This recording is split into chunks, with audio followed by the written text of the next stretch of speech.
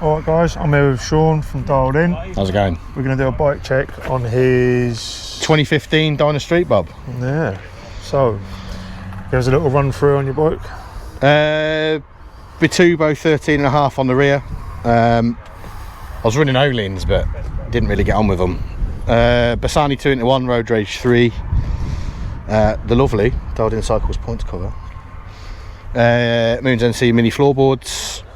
Foldable crash bars, sort of like aftermarket FXRT fairing with custom paint from AP Customs. I'm running SNS 570 cams in a 103. Oh, nice. Also, upgraded wheels. Yeah, so the paper clips are a new addition for this season. I got the bike back 3 or 4 weeks ago from Rebs. So it's had Brembos put on the front, new rotors. New fork lower. Obviously the Street Bob generally only comes with the one brake, so noticeable difference.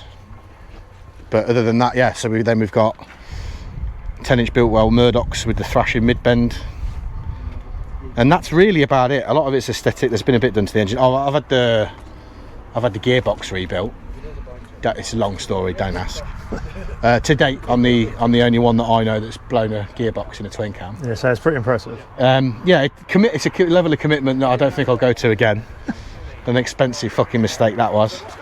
Clockworks flared windshield, and ideally designed just to send the wind directly into my face.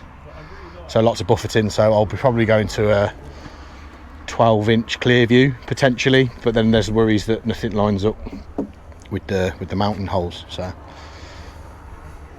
want me to start her up and give her a go? Yeah. Give her a little.